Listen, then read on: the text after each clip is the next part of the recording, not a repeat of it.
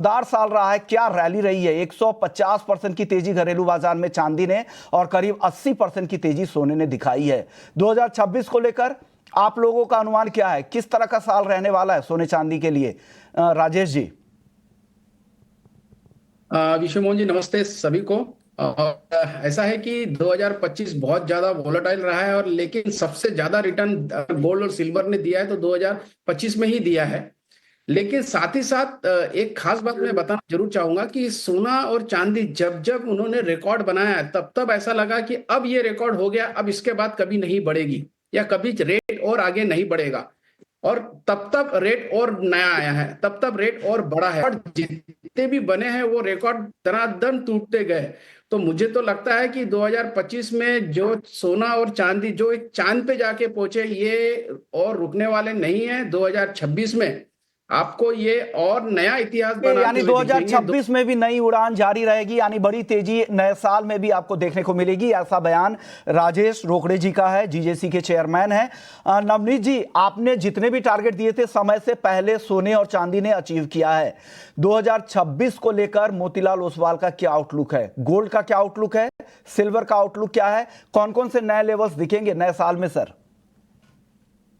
विश्वमोहन जी, सबसे बड़ा दिक्कत ही यही है कि 2026 के टारगेट 25 में अचीव हो गए हैं, और अब 26 में क्या करना है और रिपोर्ट को किस तरह से ट्वीक करके आगे की क्या प्रक्रिया रखनी चाहिए, ये थोड़ा बहुत कंफ्यूजन हो गया। Not just for Motilal Oswal but पूरे कम्युनिटी के लिए एज अ होल, कि जिस स्पीड में गोल्ड एंड सिल्वर बढ़ रहा है ये अनप्रेसिडेंटेड है। और ऐसा बहुत कुछ एस्पेक्ट्स है जो निवेशक एक्सपेक्ट कर रहे थे कि 26-27 में परकोलेट होगा, बट वो 25 के एंड तक ही ऐसा लग रहा है कि 2,40,000 का स्तर जो most of the analyst expect कर रहे थे वो अचीव होता हुआ नजर आएगा। ओवरऑल बायस अभी भी पॉजिटिव, बट रिस्क रिवॉर्ड कहीं ना कहीं थोड़ा सा ऐसा गड़बड़ा गया है। लॉन्ग टर्म निवेशक बने रह सकते हैं और स्टैगर्ड वे में अभी भी इन्वेस्टमेंट करना चाहिए। मुझे लगता है कि 240, 250 या $77 ऑन सिल्वर इंटरनेशनली एक टारगेट है जो हम 2026 के एंड तक एक्सपेक्ट कर रहे थे, और लग रहा है कि जिस मोमेंटम में चांदी है वो शायद अगले 2-4-5 दिनों में भी अचीव हो जाए। हालांकि गोल्ड में हमारा बायस थोड़ा सा और पॉजिटिव है, और मुझे लगता है कि यहाँ से जो हम मिक्स की बात कर रहे थे कि चांदी में ज्यादा निवेश करिए और गोल्ड में कम निवेश करिए, वो अब 26 में टर्न अराउंड होकर वापस गोल्ड में निवेश बढ़ाना चाहिए, सिल्वर में थोड़ा सा कम करना चाहिए, बिकॉज सिल्वर का वोलेटिलिटी भी उसी तरह से रहेगा जितना हमने इस साल में देखा है। तो जब झटके आएंगे वो भी काफी बड़े रहेंगे और काफी शार्प रहेंगे।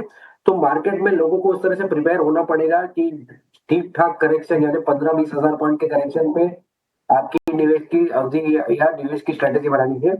गोल्ड में हमारा रिवाइज टारगेट लगभग $5,000 का है, और जो कि डोमेस्टिक स्तरों पे 145-147 के आसपास आएगा। तो ओवरऑल बायस अभी भी बायो डिप्स का गोल्ड में स्ट्रांगली पॉजिटिव है। में आपको यहां से और ज्यादा तेजी दिख रही है। 2026 में आप लोगों ने जो टारगेट दिया है $5,000 का, घरेलू बाजार में उसे कन्वर्ट करें तो 1,47,000, जो करंट लेवल से भी अगर आप देखेंगे तो 7-8% के आसपास की तेजी बैठती है।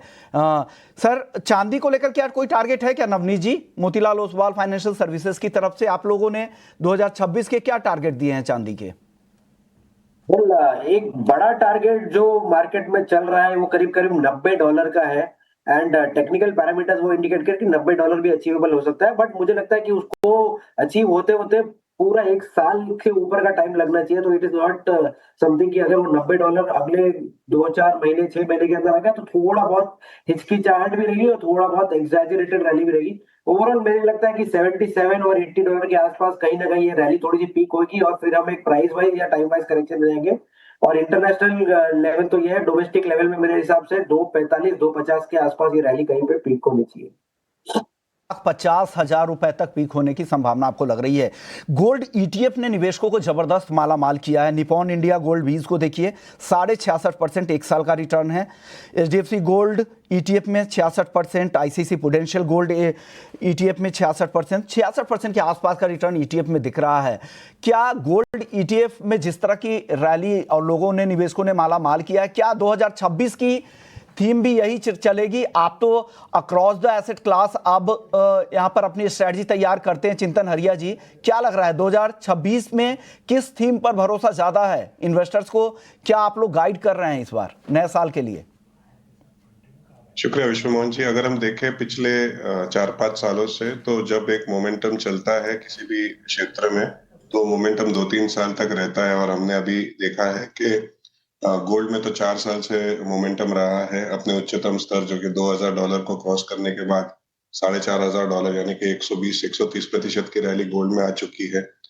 चांदी की बात करें तो $50 क्रॉस होने के बाद जो पिछले 1 महीने में 50% की तेजी देखी गई है, वो भी ट्रेंड के मुकाबले ट्रेंड के हिसाब से ही है, क्योंकि अगर कोई अपने उच्चतम स्तर से क्रॉस होता है 1980, 2020 और 2025 तो 50% की रैली हम देखते हैं, पर ये जो रैली है वो काफी फास्ट है। तो दोनों गोल्ड और चांदी की जो रैली है 2-3 सालों से, और अगर 10 साल का आज रिटर्न देखें तो चांदी और सोना अब अव्वल नंबर पर है अगर हम कंपेयर करें इंडियन इक्विटी मार्केट्स, चांदी मिड कैप स्मॉल कैप से भी।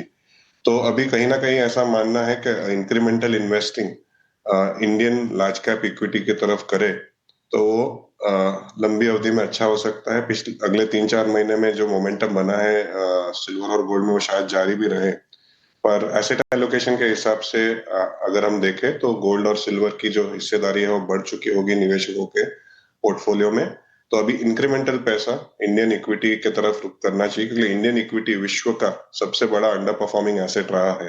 तो गोल्ड और सिल्वर शायद 3-4 महीने तक अच्छा रहे, वो पता नहीं, पर रिस्क और रिवॉर्ड जैसे कि प्रीवियस स्पीकर भी कह रहे थे अभी शायद उतना फेवर में नहीं है। पर एक चीज है कि जो लिक्विडिटी है उसको हम फाइट नहीं कर सकते, इन्फ्लेशन को फाइट नहीं कर सकते, तो उस हिसाब से 10% हिस्सा आपके पोर्टफोलियो का गोल्ड और सिल्वर में बना रहना चाहिए, ऐसा हमारा मानना है। रिस्क रिवॉर्ड के लिहाज से मौजूदा जो भाव है वो बहुत फेवरेबल नहीं है, ऐसा चिंतन जी को लगता है, लेकिन आपके पोर्टफोलियो में 10% हिस्सा तो जरूर होना चाहिए, सोने और चांदी को जगह आप देनी चाहिए। हमारे साथ शुभांकर सेन सर हैं, एमडी और सीईओ हैं सेनको गोल्ड से। सर, आपका आउटलुक क्या है 2026 को लेकर? आप लोगों की तैयारी क्या है, क्या लग रहा है, किस तरह का मार्केट रहने वाला है सोने चांदी का?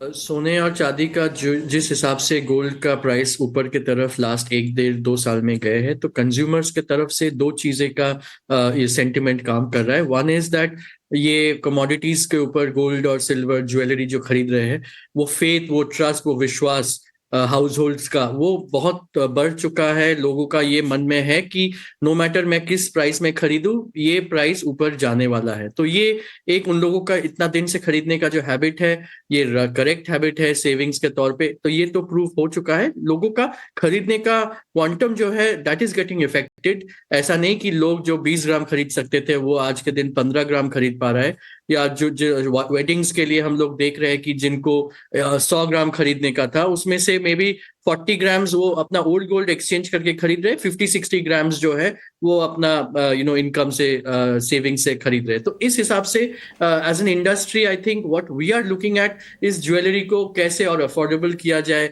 उसको कैसे वेट लाइट किया जाए ताकि लोग खरीदता जाए।